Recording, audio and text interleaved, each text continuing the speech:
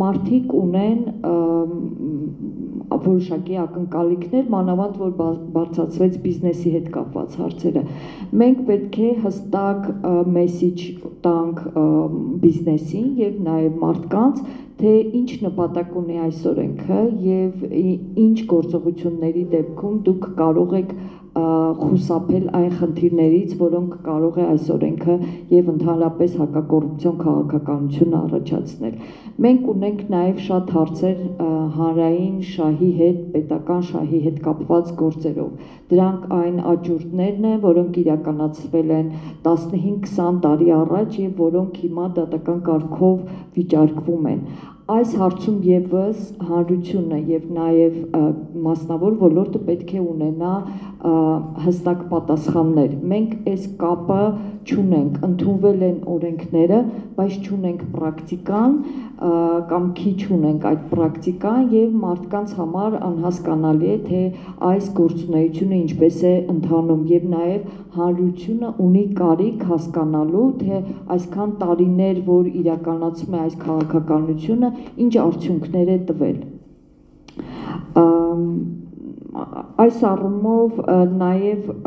կառաջարկի արդարադատության նախարարությանը եւ ՀԿ-ներին խնդիրները նայել խմբավորված։ Եթե մենք ռազմավարության մեջ օրինակ անդրադառնում ենք էթիկայի հարցերին, մենք նաև ծածկենք էթիկայի հետ կապված բոլոր հարցերը հնարավորության դեպքում իհարկե։ Այսինքն, եթե մենք ունենք գործարար բարևարկության խնդիրը, մենք նայենք էթիկայի հարցը եւ դատավորների համար եւ հանրային մյուս ծառայողների համար։ Եթե մենք ունենք մասնավոր ոլորտում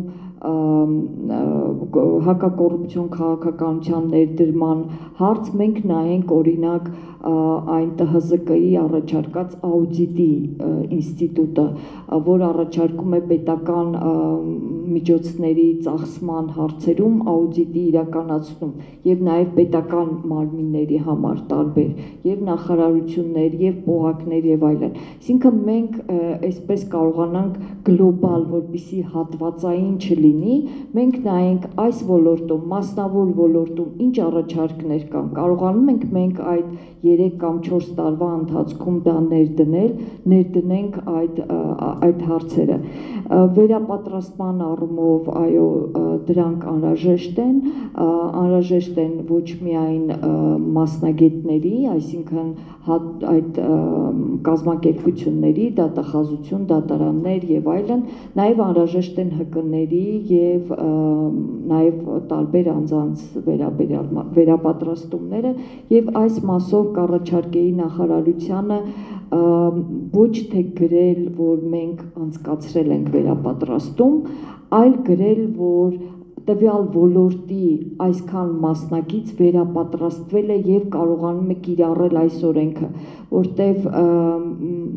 մեծահասակների վերապատրաստման չափանիշները չի ընդունում ու պարզապես գործողության կատարում, ինքը ընդունում է արդյունք, որ դուք ունեք դատախազության 10 աշխատող, որոնք արդեն կիրառում են ապօրինի ծագում ունեցող գույքի օրենքի, ասենք միջազգային միջազգային, այո, համագործակցության նորմերը։ Այսինքն սա շատ կարևոր է, որ գործողությունը ուղղակի ձևական չիրականացվի, այսինքն մենք նաև չափելի ցուցանիշ ունենանք։ Շնորհակալություն։